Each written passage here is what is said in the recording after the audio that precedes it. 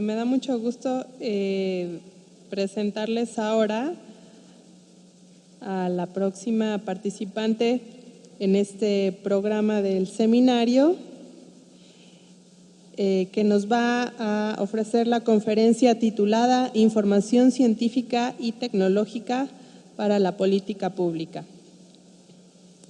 La doctora Marga Gual Soler es directora de proyecto en el Centro para la Diplomacia Científica en la Asociación Americana para el Avance de la Ciencia, donde explora el papel de la ciencia como un lenguaje universal para ayudar a romper las barreras y construir puentes entre los pueblos y las naciones. Actualmente implementa un acuerdo de cooperación científica histórico entre la AAAS y la Academia de Ciencias de Cuba. Desarrolla la educación y la capacidad de construir iniciativas del Centro de Diplomacia Científica. Conduce un proyecto de investigación que analiza conexiones entre ciencia y política en todo el mundo y sirve como editor en jefe de la revista política de acceso libre, Ciencia y Diplomacia. Recientemente, Marga fue nombrada uno de los 100 expertos españoles en la innovación por la Fundación Cotec y uno de los 10 latinos Think Big innovadores para seguir en 2016. Sus actividades profesionales y de investigación la han llevado a más de 30 países en los que encabezó varias iniciativas para hacer puentes entre la ciencia, la política social y las diferencias geográficas y culturales. Como miembro de la facultad en la Universidad del Estado de Arizona, puso en marcha un programa de diplomacia científica y liderazgo, un curso pionero de inmersión en la diplomacia científica en Washington, D.C. En 2014 fundó el Festival Science Slam, evento que combina ciencia y artes, celebrado en España, México, Uruguay y Paraguay bajo los auspicios de la UNESCO. Los escritos de Marga han aparecido en Slate, Science, Scientific American, Huffington Post y medios de habla hispana. Recibió un doctorado en Ciencias Biomédicas de la Universidad de Queensland, en Australia. Realizó la licenciatura y la maestría en la Universidad de Barcelona, España, y es exalumna del prestigioso programa de liderazgo de competitividad global de la Universidad de Georgetown. Una viajera ávida y cuando no está en el avión se le puede encontrar buceando en paraísos submarinos. Démosle la bienvenida a la doctora Marga.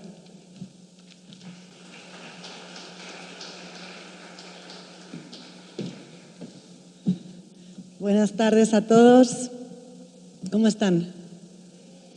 ¿Despiertos? Yo sé que es la hora de la siesta, pero les pido unos minutos más de atención y después ya vamos para la fiesta. Bueno, quiero, como todos mis compañeros, agradecer inmensamente a México, a CONACYT, a Jesús, a toda la organización de este evento maravilloso. Es la primera vez que asisto a este seminario, pero no es mi primera vez en México y hay una razón por la cual siempre acepto todas las invitaciones para volver. Es uno de mis países favoritos y me siento muy acogida con su hospitalidad. Así que muchísimas gracias por esta oportunidad. Como han podido escuchar en mi presentación, yo hago muchas cosas y no voy a hablar de todo porque estaríamos aquí hasta el domingo y el seminario ya ha sido suficientemente largo. Entonces me voy a centrar en una serie de aspectos que conciernen a la temática de comunicación científica, pero esta vez no en los medios de comunicación en los que la mayoría de ustedes trabajan, sino hacia la política pública, la toma de decisión y la diplomacia. Voy a hablar en español, pero mis diapositivas están en inglés y en algunos momentos me voy a tomar la libertad de inventar otro idioma. Ya hemos declarado idioma oficial el portuñol antes. Yo voy a declarar idioma oficial el Spanglish, porque algunas palabras no las digo bien cuando las intento traducir al español. Así que me van a permitir estas pequeñas incursiones en el Spanglish. Y voy a empezar, yo soy científica, yo no soy periodista, pero trabajo en una organización que ustedes conocen muy bien por una revista muy importante que publicamos que se llama Science, pero hacemos muchísimas otras cosas que no son tan conocidas. Entonces, hoy me voy a centrar en la parte menos conocida de la Asociación Americana para el Avance de la Ciencia, o AAAS. Lo decimos en inglés AAAS porque es un título tan largo con tantas As que a veces es mejor usar el acrónimo. Entonces, muy brevemente les presento AAAS y sus partes menos conocidas en el mundo. Somos una sociedad científica general que fue fundada en el año 1848. Fue fundada con el apoyo de Thomas Edison y Alexander Graham Bell. No todo el mundo conoce estas anécdotas, así que si les parecen interesantes les cuento más. Tenemos más de 100.000 miembros y es una organización basada en membresía individual, pero también en membresía institucional. Más de 262 organizaciones, incluidas academias de ciencias y sociedades científicas en todo el mundo, son parte de AAAS. También es importante destacar que somos una organización no gubernamental y sin ánimo de lucro. Y esto va a ser importante en un minuto cuando empiece a hablar de nuestras actividades. Como les he dicho, publicamos una serie de revistas. Science es la más conocida, pero tenemos otras que les voy a presentar también brevemente. Y también tenemos muchos otros programas en política científica, en diplomacia, educación científica, comunicación científica y cómo acercar la ciencia al público. Cada año tenemos una reunión en Estados Unidos que es la reunión de ciencia general más grande del mundo. Tenemos entre 4.000 y 6.000 asistentes por año y al final de mi charla también les voy a dar detalles de la próxima reunión que vamos a tener el año que viene y les voy a dar detalles para que se puedan sumar.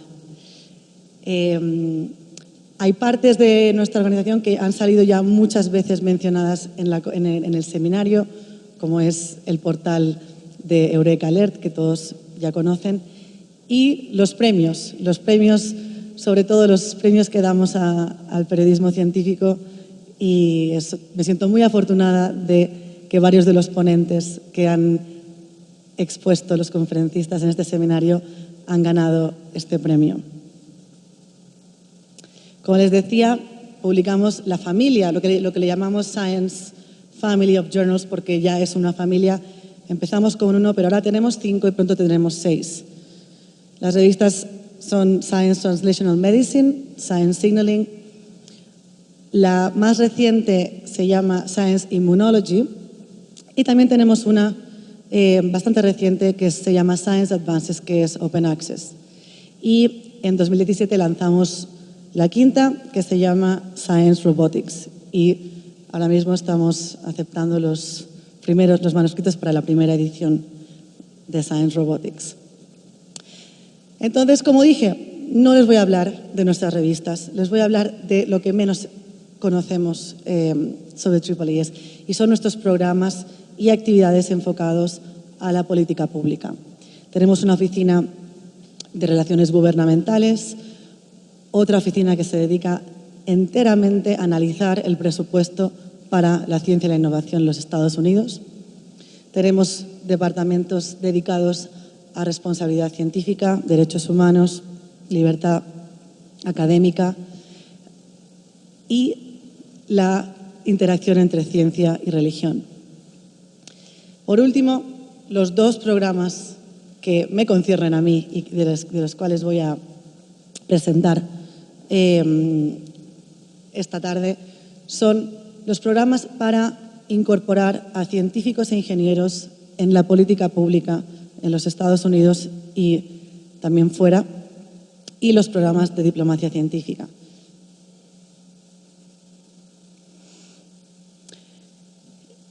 Para ello voy a remontarme un poquito en la historia y vamos a entrar en los años 60 y 70.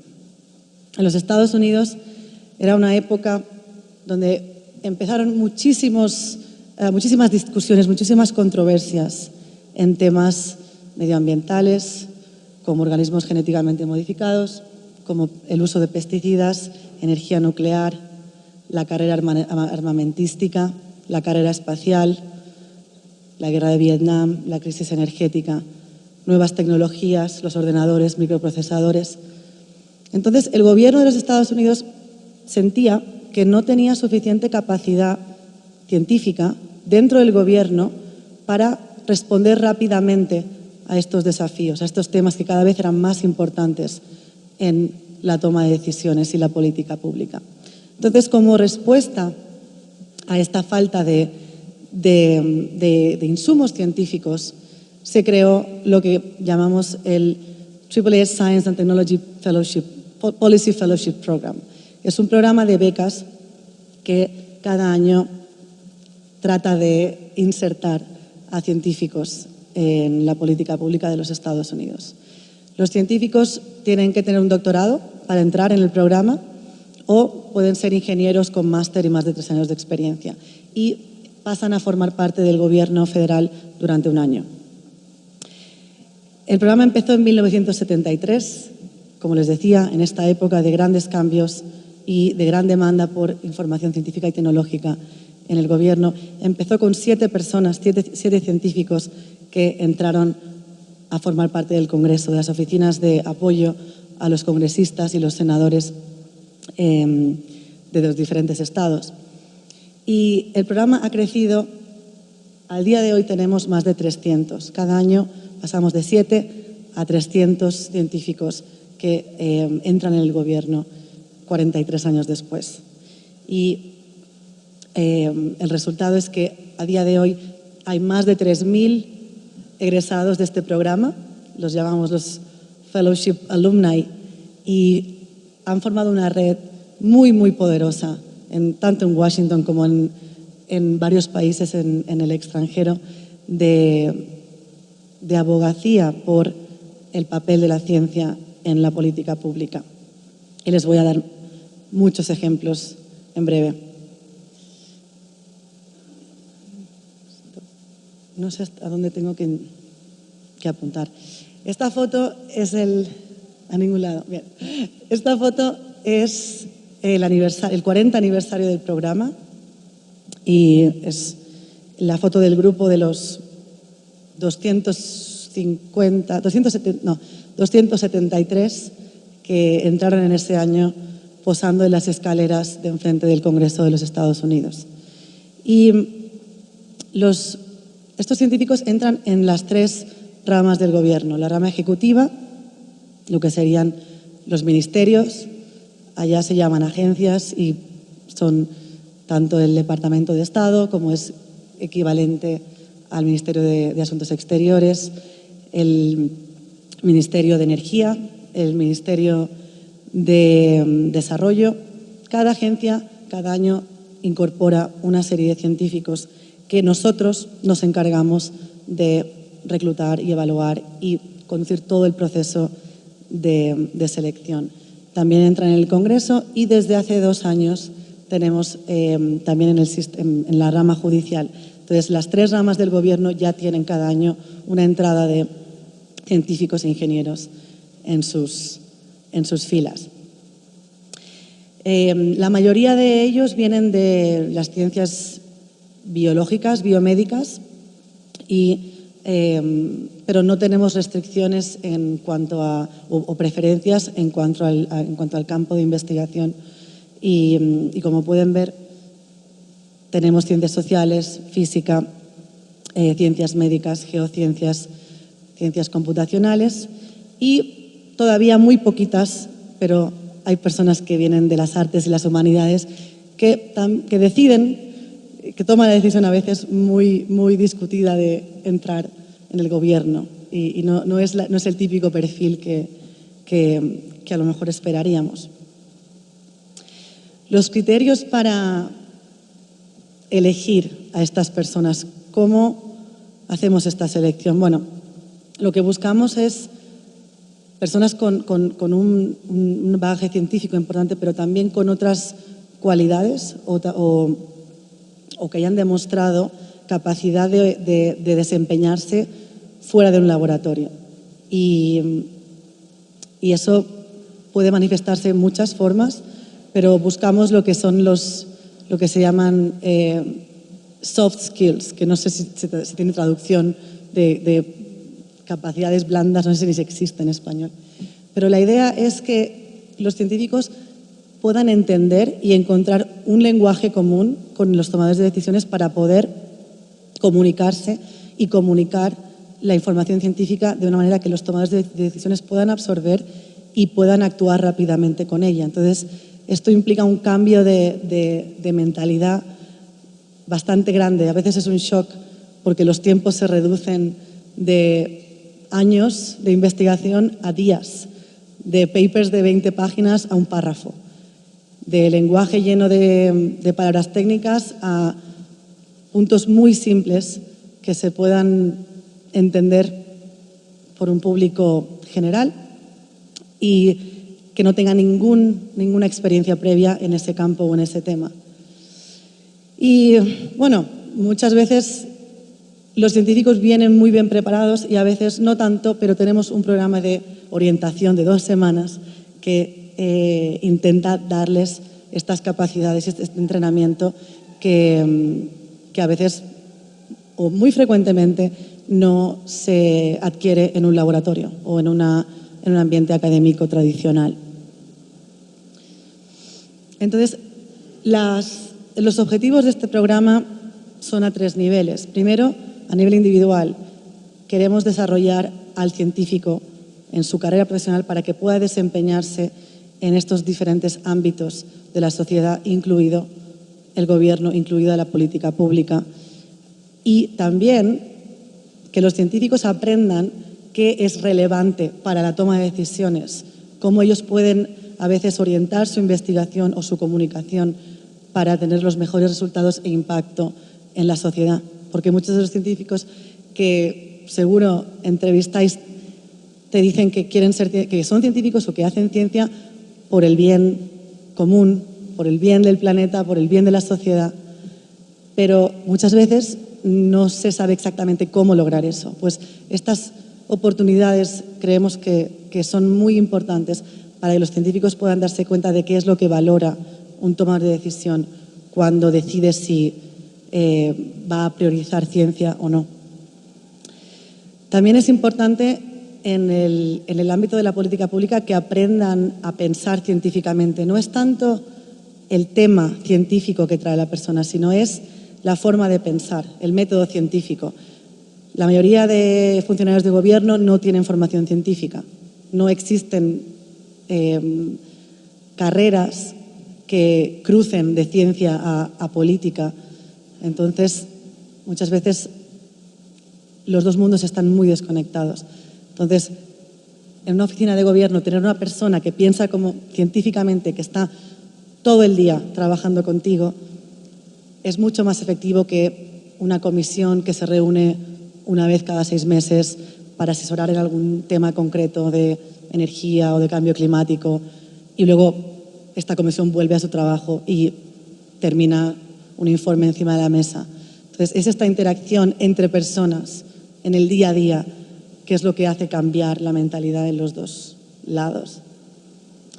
Y también es una cuestión de visibilidad, y de eso quiero hablar un poco más tarde con ustedes.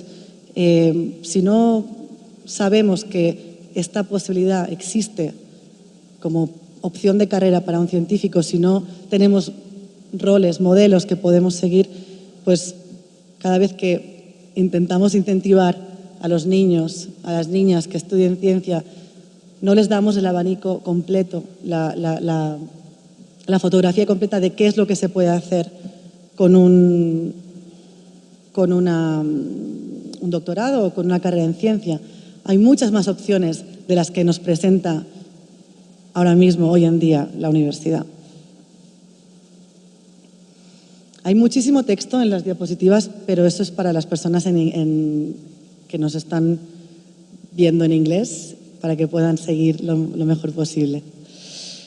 El programa, les estoy contando todo esto porque desde hace unos 5 o 7 años, muchos países en el mundo, incluido México, empezaron a interesarse por este modelo. Empezaron a venir a preguntarnos cómo podían o si podíamos ayudarles a montar un programa de este tipo. Entonces, después de muchísimas peticiones, nos dimos cuenta de que nuestro modelo no iba a funcionar en todo el mundo, que el modelo que tenemos en los Estados Unidos funciona porque el gobierno de los Estados Unidos es un gobierno con una estructura muy particular que no se replica en casi ningún país del mundo. Tenemos un sistema parlamentario en muchos de nuestros países, entonces esta estructura de gobierno que les estoy contando en los Estados Unidos no se traduce directamente. Entonces, después de muchísimas peticiones, decidimos lanzar un relevamiento global, un estudio, para analizar en todos los países del mundo que quisieran contarnos, claro, que nos lo quisieran contar, cómo ellos estaban abordando este tema, cómo ellos estaban montando mecanismos e instrumentos para que los científicos pudieran acceder a la política pública o, en su defecto, contarnos por qué no existían esos programas y cuáles eran las barreras y los obstáculos en su país, en su contexto, con todas las influencias políticas, sociales, y poder armar como una especie de catálogo, como un menú, digamos, de todos los posibles modelos que existen para cumplir este objetivo de acercar a los científicos y a los tomadores de decisiones. Entonces, hay países que han intentado ya replicar este modelo y, como decía, no es un modelo replicable, por eso hicimos este estudio. Por ejemplo, países como Israel, Suiza o los países del sudeste asiático han desarrollado versiones de este modelo con mayor o menor éxito. Pero el relevamiento que yo me he dedicado durante 1 año y 3 meses ya, básicamente a recorrer el mundo y a hablar con personas como ustedes, con gobiernos, con universidades, congresos, y intentar sacar este catálogo. Y ha sido muy difícil, pero estamos ya terminando el informe y lo vamos a presentar el año que viene y les voy a contar más detalles para cuando salga que puedan acceder a él y podrán, si quieren, pueden venir a la presentación en nuestra reunión anual el año que viene. Entonces, hemos analizado cuáles son las barreras y cuáles son los casos de éxito en los diferentes países del mundo y regiones para las conexiones entre ciencia y política pública. Como les digo, bueno, estos son fotos creo que hemos ido a 25 países y ha sido muy, muy enriquecedor y muy interesante ver cómo hay una comunidad global, como he visto que muchos de los países están convergiendo en esta idea de cómo cruzar, de cómo superar esta línea divisoria que parece que es impenetrable y que separa el mundo científico del mundo de la política pública y, por ende, de la sociedad. Y estoy aquí hoy porque, obviamente, Jesús me invitó, pero empezamos esta conversación a raíz de una reunión que hicimos en Washington en mayo de este año, a la que asistió el doctor Pepe Franco, que nos vino a presentar la iniciativa del Foro Consultivo, que me imagino que muchos de ustedes conocen, que está basada, básicamente es organizar una oficina, un sistema de información científica dentro del Parlamento. Y lo que más me llamó la atención de esta iniciativa fue que México no intentó crear desde cero un modelo, un programa, sino que lo hizo a través de cooperación con otros países, particularmente el Reino Unido.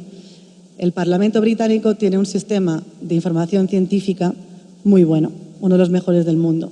Entonces, el Foro Consultivo inició una colaboración con el Parlamento británico para intercambiar experiencias y personas del foro fueron a Londres y personas del Parlamento británico vinieron aquí para no empezar desde cero, para no inventar la rueda. Y eso es algo que, cuando vi este ejemplo, es exactamente la idea que teníamos cuando empezamos el proyecto: evitar o acortar los tiempos entre que un país o un gobierno decide que quiere armar un proyecto de este tipo, acortar el tiempo entre la idea y la implementación. Entonces, no hay que reinventar la rueda, lo mejor es cooperar internacionalmente con los países que lo han hecho con éxito, pero siempre adaptando los modelos al contexto de la realidad social, política, cultural, histórica del país.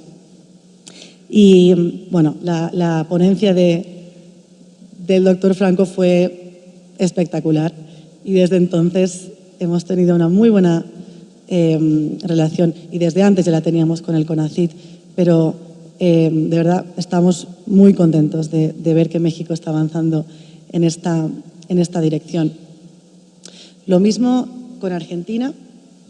Tenemos también una colaboración muy estrecha con el Ministerio de Ciencia, y hace un mes, poco más de un mes, estuvimos en Buenos Aires presentando este proyecto y hablando con el Ministerio de asesorar en la creación de un programa piloto en varios ministerios de Argentina. Y la idea es que ustedes, que son que vienen de todos los países de América Latina, que lleven, si les gusta esta idea, si les interesa, si creen que esto es algo que sus países podrían beneficiarse, que lo lleven a sus países, y estamos absolutamente dispuestos a colaborar y a hablar con los gobiernos, con las instituciones, para ver cómo se podría trabajar un programa de este tipo en América Latina. Y tengo aquí una frase del ministro de Ciencia de Argentina, el doctor Lino Barañao, y esta frase me sirve para la transición al siguiente punto de mi presentación, que quiero hablarles un poquito de diplomacia, de cómo llevamos esto al siguiente nivel, ya no de política nacional, sino de diplomacia. Y es que en América Latina se está produciendo un fenómeno muy raro, pero a la vez muy esperanzador para mí, y es que ya hay dos países, Argentina y Perú, que después de un cambio de gobierno han mantenido al ministro de Ciencia o director o directora de CONCITEC, CONACYT, la versión del CONACYT que tiene cada país. Entonces, para nosotros esta continuidad señala que la ciencia se está considerando como política de Estado, y que un gobierno reconoce que otro gobierno hizo algo bien y decide continuarlo, en vez de deshacer todo y empezar de cero. Entonces, esta noticia de que el ministro Barañao continuó a cargo del Ministerio de Ciencia de Argentina después del cambio de gobierno, creemos que señala una nueva dirección, y que sería muy bueno si más países, no de América Latina, sino del mundo, pueden seguir el ejemplo. Y estoy hablando de América Latina, de los países con los que estamos trabajando más estrechamente, y uno de ellos tiene unas características especiales, ¿no? Me han dicho que hay una persona de Cuba en el curso. ¿Puede identificarse? Vale. Pues cuando hablamos de cooperación, yo trabajo en Estados Unidos y la AAAS es una organización americana. Entonces, con la mayoría de países del mundo podemos cooperar normalmente sin problema. Pero hay algunos con los que todavía existen algunas barreras que están dadas por la política y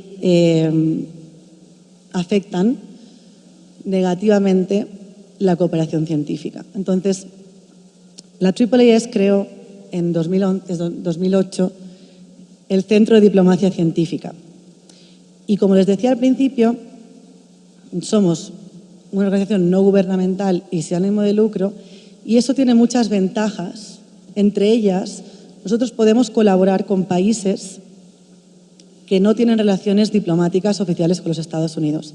Nosotros no tenemos ninguna restricción política o económica de ningún tipo para colaborar con cualquier persona, entidad, organización en el mundo.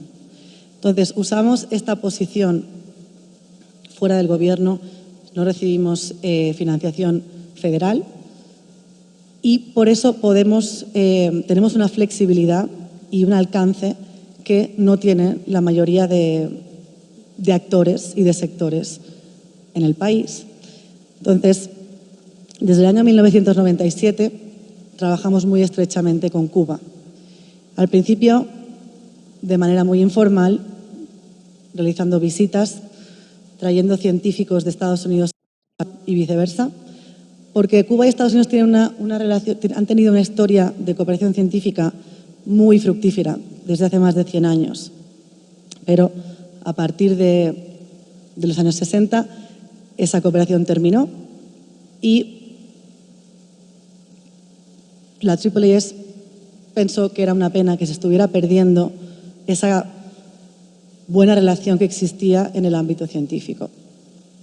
Entonces, desde el 97 hemos incrementado la cooperación y muchísimas veces lo que hemos visto es que los canales de comunicación que se abren con la ciencia después se pueden usar para temas mucho más complicados, mucho más políticos y mucho más controversiales.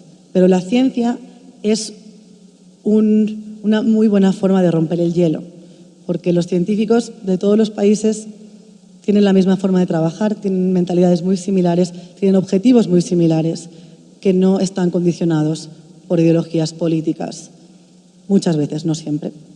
Entonces, la idea de usar la ciencia en la diplomacia empezó muchos años atrás, muchos siglos atrás, no es nueva, pero en el caso de la relación entre Cuba y Estados Unidos ha sido instrumental para después poder favorecer algunas de las conversaciones y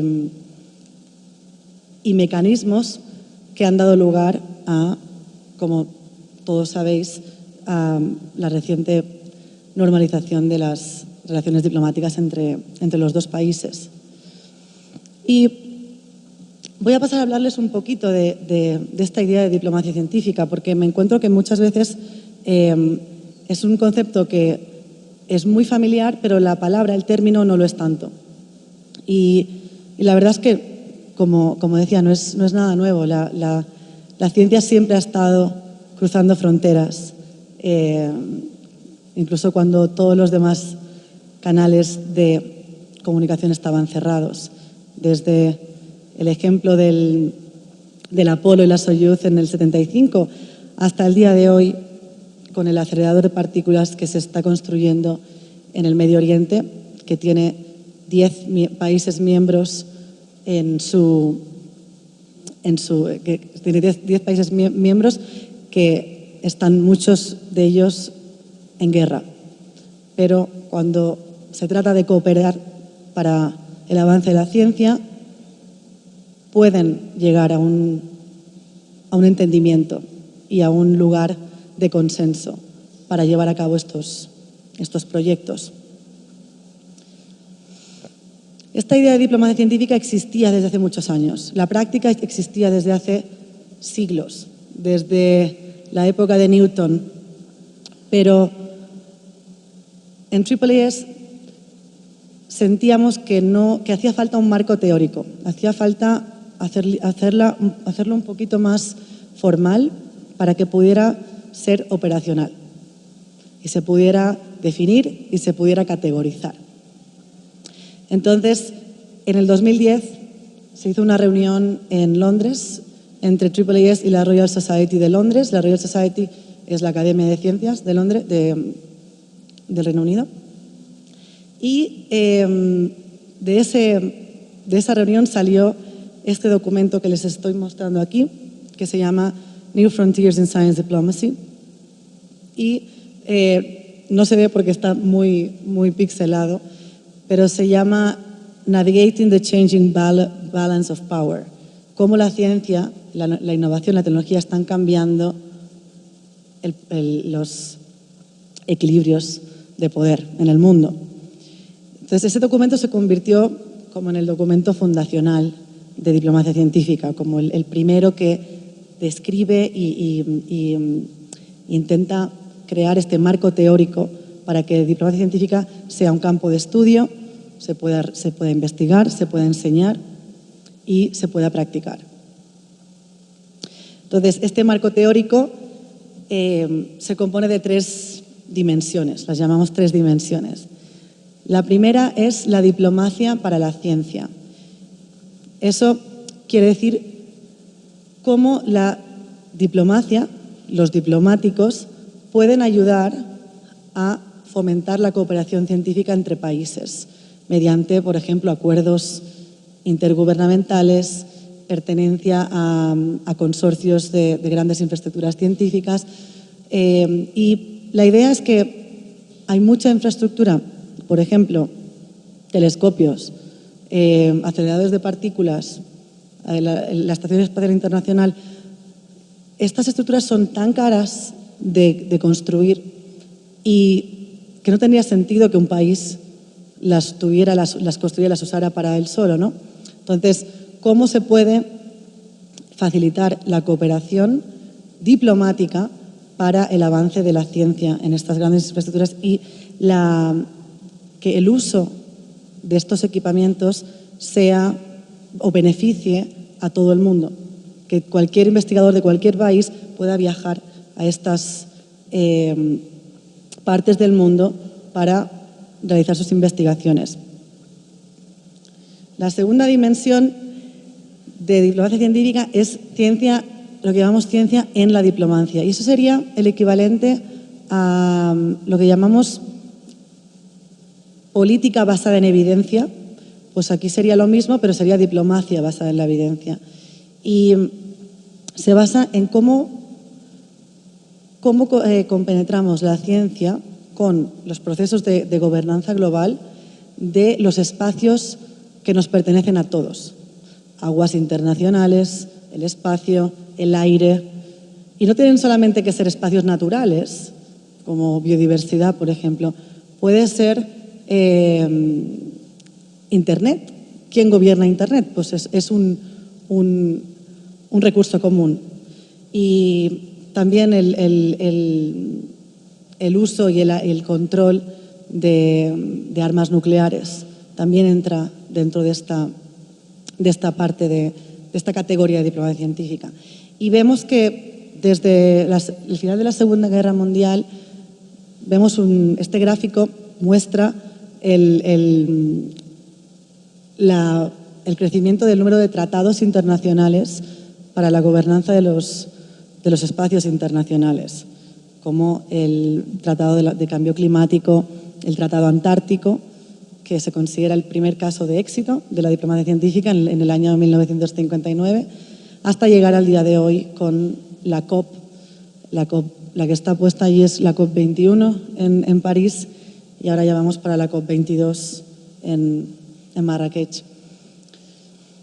Y bueno, esta foto me gusta mucho porque pocas veces pensamos que la soberanía territorial, ¿no? Lo que nosotros pensamos que la mayor parte del planeta está dividido y pertenece a diferentes países, pero en realidad no. El 30% solamente pertenece a las naciones y el 70% del espacio es espacio común.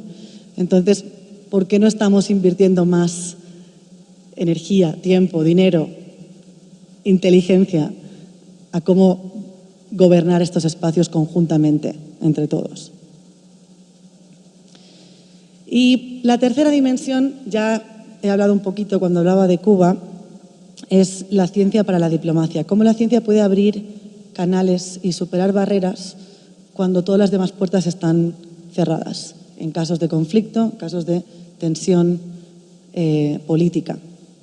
Y hay muchos ejemplos que no voy a detallar, pero de actualidad seguro que conocen el tratado, el acuerdo con Irán que recientemente se logró entre los Estados Unidos y los países de la Unión Europea e Irán. Y este tratado, para que básicamente Irán no pudiera producir un arma nuclear, estas negociaciones se dieron durante muchos intentos y fallaron. ¿Qué es lo que fue determinante? ¿Qué es lo que determinó el éxito esta vez? Pues los dos negociadores que se pusieron a cargo del diálogo eran dos científicos que habían estudiado juntos, uno en Irán, o sea, eran uno de Irán, otro de Estados Unidos, pero habían estudiado juntos en el MIT, en Boston, y compartían este idioma que es la física. Entonces pudieron sentarse a la mesa de negociación a hablar de física sin incorporar los elementos más controversiales, más políticos, más ideológicos. Y gracias a esa, digamos, a desconectar un poquito la parte científica de las demás partes, se pudo avanzar mucho más y finalmente lograr el acuerdo. Entonces, el Centro de Diplomacia Científica, como dije, lo establecimos en el 2008, tenemos varios objetivos e intentamos alinearlos lo mejor posible para avanzar esta idea de diplomacia científica, para que más gente, más personas, más países, más científicos y más diplomáticos conozcan que su trabajo puede beneficiarse de la otra parte, es decir, los científicos pueden ver a la diplomacia y a la política pública como algo cercano y no como algo completamente ajeno, y los diplomáticos pueden ver a los científicos como instrumentales para proporcionar la información que necesitan para acudir a estas negociaciones, porque hoy en día es casi imposible hablar de cualquier tema de alcance mundial que no tenga un componente o una dimensión científico-tecnológica. Entonces, para avanzar diplomacia científica a nivel intelectual, creamos una revista que se llama Science and Diplomacy. Esta revista no es parte de la familia de revistas de Science que les he presentado al principio y es completamente de acceso abierto y gratuita. Entonces, ya desde ahora les invito a que escriban para nosotros porque es una forma de dar visibilidad a los casos y ejemplos de diplomacia científica que están ocurriendo en todo el mundo, tanto históricos como presentes como futuros. Y nuestro objetivo es crear una comunidad intelectual, una comunidad de práctica en la diplomacia científica y que ya no suene tan raro cada vez que lo digo. Y parte también de lo que hacemos es montar delegaciones y misiones, como decía al principio, a los países que no tienen relaciones diplomáticas con los Estados Unidos. Hasta hace poco, con Cuba, teníamos muchísimos obstáculos para hacer cosas muy simples como un viaje de 90 millas. Pero, por suerte, en los últimos 2 años, la apertura diplomática entre los dos países ha facilitado muchísimo nuestro trabajo. Y la idea es que algún día nuestro trabajo ya no será necesario porque las relaciones diplomáticas van a ser fluidas y ya no tendremos que, digamos, mediar para navegar todos estos obstáculos políticos, económicos, logísticos que implica traer científicos o instrumentos o equipamiento de un país a otro. Con Cuba nos enfocamos en 3 temas. Tenemos un memorando de entendimiento, un MOU entre la Academia de Ciencias de Cuba y IIIS para avanzar en prioridades conjuntas de cáncer, neurociencia y enfermedades infecciosas. Como saben, las enfermedades transmitidas por mosquitos como Zika, como dengue, chikungunya afectan tanto a Cuba como a los Estados Unidos y no hay razón por la cual las dos comunidades científicas de los 2 países no deberían estar trabajando juntas para controlar y erradicar estas enfermedades. Estas son algunas fotos de nuestros talleres y simposios. Este es el de neurociencia que hicimos en diciembre de 2015 y este es el de cáncer que hicimos ahora en mayo de 2016. El señor que está hablando en la parte derecha, los que son aquí científicos biomédicos, a lo mejor lo reconoces, se llama Robert Weinberg y es el descubridor del primer oncogen que se llama RAS.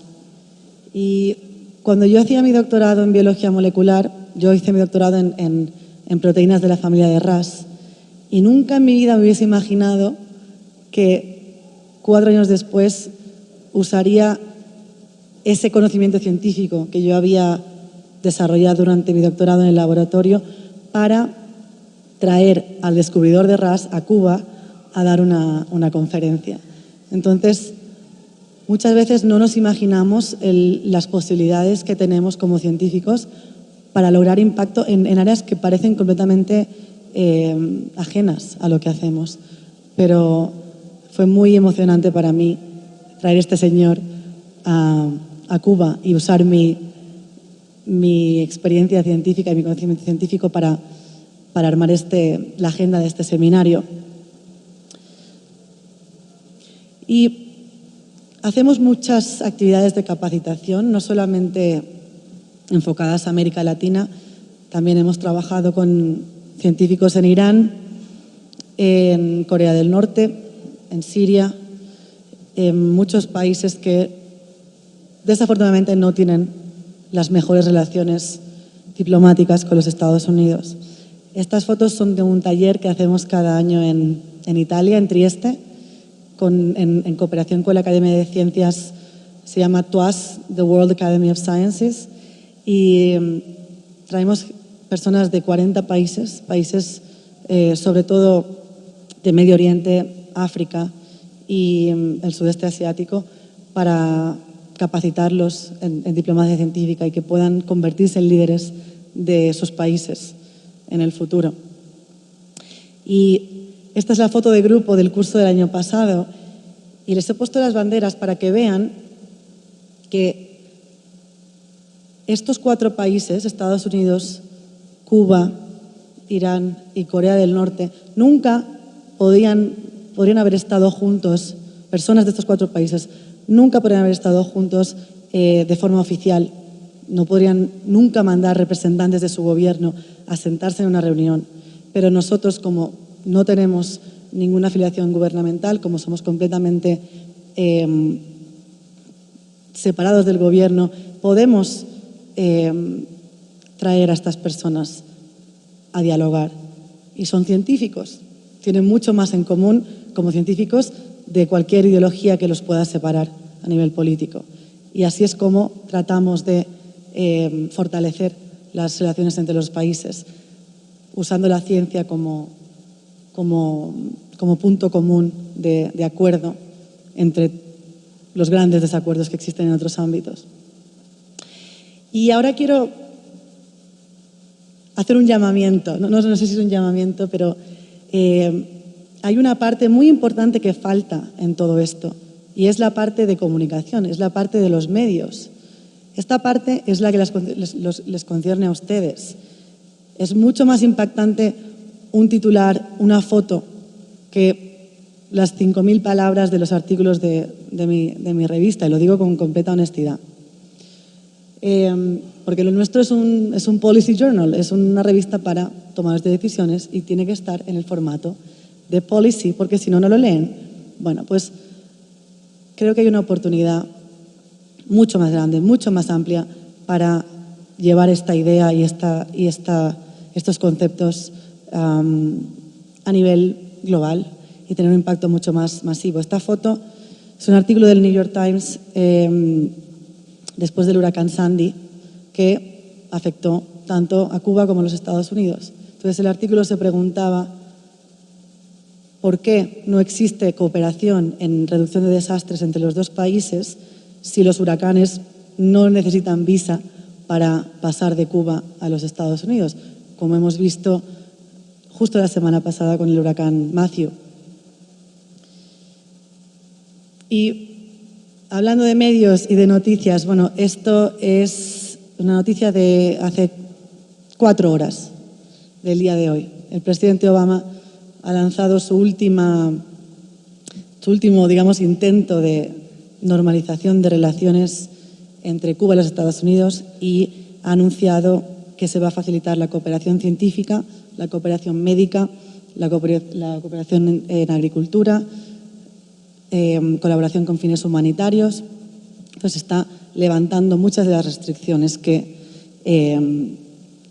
él tiene la autoridad para hacer, porque eso es otro tema que también podemos hablar después, pero la mayoría de las sanciones que Estados Unidos tiene sobre Cuba las maneja el Congreso. Entonces el presidente no puede hacer nada. Entonces el presidente Obama está haciendo lo máximo posible para fortalecer la cooperación científica entre los dos países. Y este es el anuncio oficial de la Casa Blanca de hace justo 4 horas. Y otro ejemplo que les quiero mostrar que me gustó muchísimo creo que hace unos meses, sí, abril de este año, en Vice. La creatividad, las metáforas, el poder que tienen los medios es ilimitado para llamar la atención sobre estos temas. Y este titular me pareció fantástico. Dice: Corea del Norte tiene tanto miedo de este volcán que ha llamado a los científicos Western Scientists para que los ayuden. Y esta historia, el trasfondo de esta historia es muy interesante, porque este volcán se llama Mount Pektu, está en la frontera entre Corea del Norte y China. Entonces, este volcán no tenía, o sea, Corea del Norte nunca había dado acceso a los científicos para que estudiaran el volcán.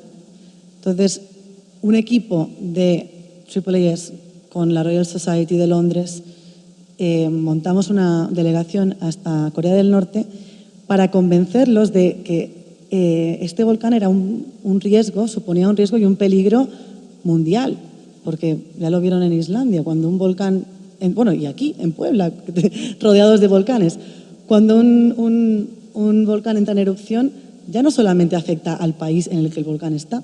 Entonces, hubo que convencer a Corea del Norte para que dejara entrar a científicos para estudiar el volcán y se pudieran publicar los datos sismológicos, los estudios sísmicos en revistas internacionales. Y efectivamente, 3 años después, hace muy poco, se publicó en Science Advances el artículo científico que resultó de esta colaboración. Y es muy importante que cuando hablamos de diplomacia científica, la ciencia que se hace en cooperación sea ciencia excelente, sea ciencia de verdad. No vamos a montar una reunión para hablar de ciencia sin ningún impacto, porque entonces la ciencia pierde credibilidad. El científico se siente utilizado como un instrumento político. Se cuestiona la integridad del científico. Y los científicos, cuando ven eso, no quieren participar. Entonces quieren mantenerse neutrales y objetivos. Y por eso es muy importante que los proyectos que se hagan entre dos países que están en conflicto sean de la mayor calidad y excelencia científica. Y afortunadamente el proyecto con Corea del Norte resultó en un artículo científico muy importante que proporcionaba los detalles de este volcán que hasta ahora no habían sido publicados en toda la historia. Así que, ya para terminar, les quiero invitar a que vengan a la reunión anual de AAAS, que el año que viene es en Boston, del 16 al 20 de febrero, y el tema es política científica. Se llama Serving Society Through Science Policy, y la buena noticia es que el registro es gratis para todos los periodistas, comunicadores, todos los medios, bloggers, escritores. Sois los únicos que tenéis el registro gratis. Todo el resto de participantes, los científicos, todos los demás pagan. Así que es una muy buena oportunidad para comunicar, para que podamos colaborar y comunicar estas cuestiones para que tengan el mayor alcance y abarcar el mayor número de países posible. Así que los invito, y me he tomado la libertad de sacarle una foto a la diapositiva de Marcelo, que no sé si está por aquí, espero que no le importe, porque Marcelo ha dicho algo que yo iba a decir, entonces digo, no lo voy a decir, le sacaré foto y lo voy a poner aquí. Ha dicho, hay que volver interesante lo que es importante y no volver importante lo que solamente es interesante. Entonces, para nosotros, para mí, yo personalmente creo que la diplomacia científica es muy importante, pero no es interesante, porque no todavía la sabemos comunicar, la sabemos presentar y transmitir y enmarcar de forma que sea interesante y cautivadora. Así que el llamamiento a ustedes, aquí están mis datos de contacto. Twitter es mi forma de comunicación favorita, y también las páginas web, todo. Y bueno, con mucho gusto les contesto todas las preguntas que tengan. Muchas gracias.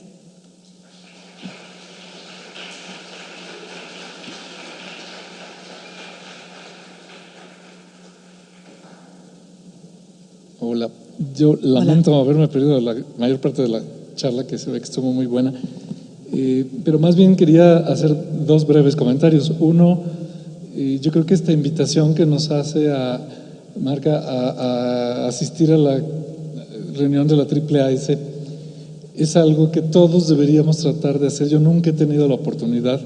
Mi colega Estrella Burgos, que está aquí parada atrás de mí, ha logrado ir algunas veces. En el antiguo Centro de Comunicación de la Ciencia de la UNAM, hace décadas había la tradición de tratar de llevar a los divulgadores que trabajaban allí. El doctor Luis Estrada hacía esfuerzos por tratar de llevarlos.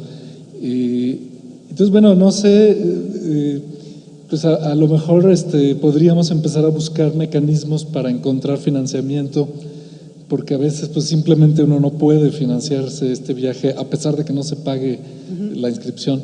Pero lo que yo sí sé por múltiples referencias es que asistir a esas reuniones es como ir a la cueva de Alí Baba, que está llena de tesoros, ¿no? Entonces espero algún día poder ir. No creo que 2017 pueda, pero pues voy a empezar a ahorrar, ¿no? A ver si puedo ir a una primera. Y mi segundo comentario era, yo no estoy de acuerdo con lo que dice la foto de Marcelo Leite. Yo le quitaría el no. Yo creo que es tan importante en periodismo científico hacer interesante lo importante, por las razones que ya se han expuesto, pero yo creo que es igualmente importante que nada más es interesante, hagamos que se vuelva importante, porque no solo lo que tiene un valor práctico para la sociedad, etcétera, es valioso, también la ciencia y la tecnología tienen un valor intrínseco más de tipo cultural, y que mucha gente, es como el problema con la ciencia básica, ¿no? Mucha gente dice la ciencia básica no sirve, no es importante. Yo creo que toda la ciencia, aunque no sea importante, o aunque nada más sea interesante, hay que volverla importante, ¿no? Entonces yo le quitaría el no, y me parece más valiosa la frase todavía, pero es una posición personal. Gracias. Gracias. Espero que nos veamos en Boston. No. Todos. Hola. Hola. Qué plática más maravillosa. Muchas gracias. A ustedes. Ese esfuerzo que están haciendo de la diplomacia. Yo pude oír una conferencia del proyecto Sésamo, y no estoy exagerando ni poniéndome melodramática, pero yo no pude evitar llorar de gusto, de alegría cuando escuché de este proyecto, donde está involucrado Israel, Palestina, Jordania, otros países árabes, y los tenía yo enfrente de mí en la mesa, hablando de ciencia, y para mí fue un rayo de esperanza verdaderamente muy bonito, y creo que tenemos nosotros como comunicadores que difundir estas iniciativas y mostrar cómo la ciencia puede acercar a los países de una manera pues tan fabulosa, ¿no? Fue una cosa que me impactó muchísimo ese proyecto. Mi pregunta va en relación a lo que hacen ustedes para capacitar a los científicos, para hablar con los tomadores de decisiones. Y yo quería preguntar cómo ha sido la experiencia en los Estados Unidos y cómo fue especialmente en el gobierno anterior al de Obama, en el de Bush, que fue tan anticiencia, ¿no? ¿Y qué fue capaz de hacer este programa y todo este proyecto de la AAAS para tratar de remediar algunas de las barbaridades que se estaban dando en ese momento? Exactamente, gracias.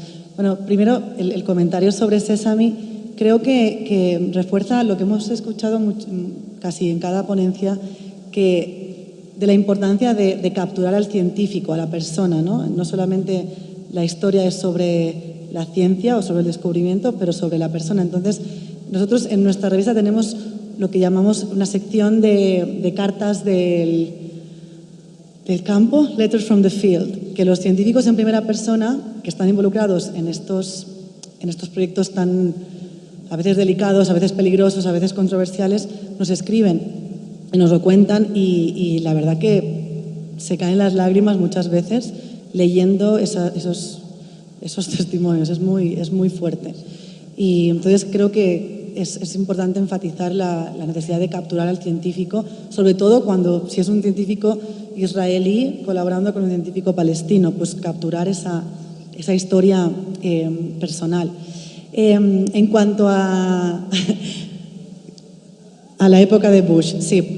La suerte que tenemos es que el programa tiene 40 años. Entonces, el programa ya está tan establecido que sobrevive cualquier cambio político. Lo bueno es que los que hace 40, 30, 20 años pasaron por el programa de jóvenes, ahora muchos de ellos trabajan como funcionarios, a veces de alto nivel, en las mismas agencias. Entonces, está ya como establecido parte del funcionamiento de todas estas oficinas, es que cada año tengan unos 2, 3, 4, 5 científicos que entran en ese departamento. Entonces, sí que se notó un poco el impacto de la presidencia de Bush, pero no en números que, digamos, hubo una bajada muy importante, porque gracias a esta red de alumni, que ya son 3.000,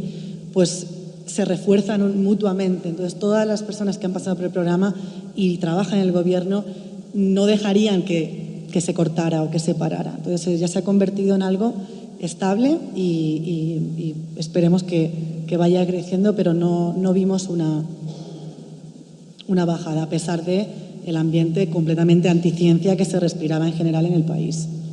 Gracias. Hola. Hola. Soy periodista de ciencia y, bueno, me gustaría saber, nosotros como periodistas tenemos acceso a documentos en los cuales podemos contar estas historias, y en el proceso de investigación nos vamos encontrando con temas que son realmente importantes y que no siempre están de la mano con políticas públicas, y todo este proceso de creación de leyes, aceptación, rechazo, son tan largos. Y me pasó con un reportaje que hice sobre la enfermedad renal crónica, donde simplemente pasó del tema de diálisis a investigar que en México, como tenemos índices somos primeros lugares en obesidad, la primera causa para tener diálisis era la diabetes. Entonces, en un futuro esto iba a generar era un problema económico, porque no íbamos a tener dinero para sostener a todas estas personas, era un tratamiento caro y, bueno, era un problema muy, muy grande. Y me gustaría saber, desde tu experiencia y perspectiva, además, ¿qué otras acciones se pueden hacer? O sea, además de publicar este tipo de temas, y que quizá la mayoría de acá tiene temas y que hemos visto son muy, muy importantes, pero ¿qué otras cosas se pueden hacer para presionar o acelerar estos procesos gubernamentales que son a veces ridículamente tardados, largos, para poder solucionar problemas tan concretos y tan urgentes que a veces hay en la sociedad? Bueno, en Estados Unidos el caso que conozco un poco más de cerca es, tenemos nosotros un programa de lo que se llama public hearings, ¿cómo es en español? Audiencias públicas. Audiencias públicas, exacto. Yo no sé, claro, es que esta pregunta, la respuesta depende muchísimo de cada sistema de gobierno y de cada... Pero en general, en estas audiencias públicas se da la oportunidad de el senador o quien puso el proyecto de ley que directamente hable con los ciudadanos, con los periodistas, con el público. Entonces ahí se puede acelerar el proceso en el sentido que se puede hacer presión y se puede cuestionar directamente a la persona, en vez de ser un proceso que está pasando desde que tú estás fuera y lo estás viendo desde fuera. Entonces hay formas de interacción más directa para que se pueda acelerar, pero la verdad, y yo creo que el desafío está en que, sobre todo en el ámbito legislativo, y que a veces a los científicos les cuesta entender eso, nos cuesta entender eso, es que la persona, el parlamentario, el congresista o la congresista que está abogando por una posición determinada en una ley, está representando a su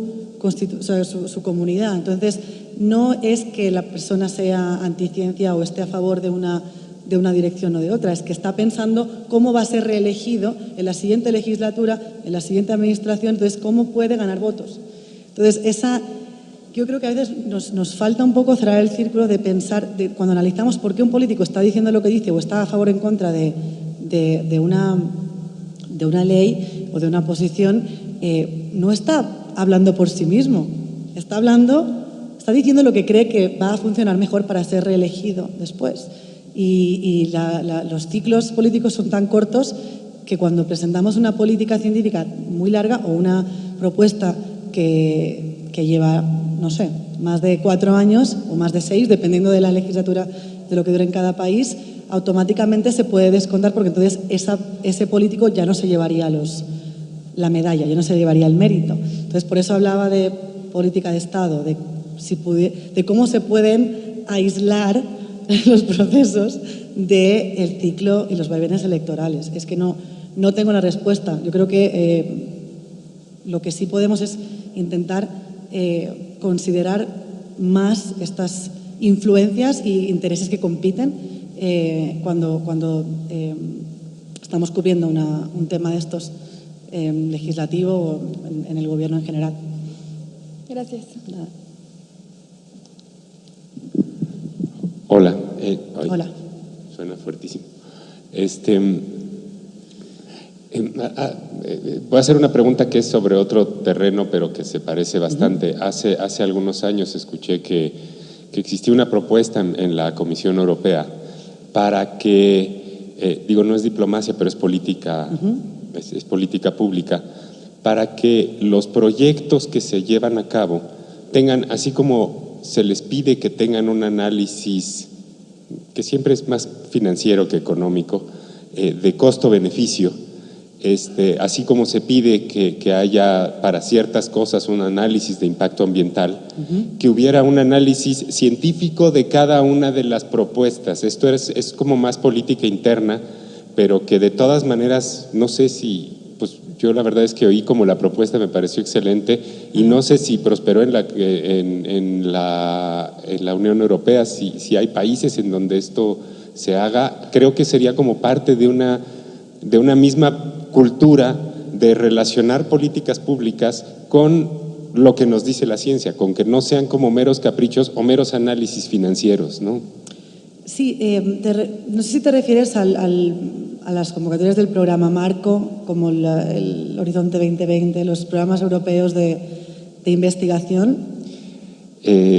Sí, pero, o sea, se planteó en uno de esos marcos, Sí. pero era como que fueran más allá de los proyectos 2020, porque esos son proyectos de investigación y Sí. bueno, pues ahí está la ciencia.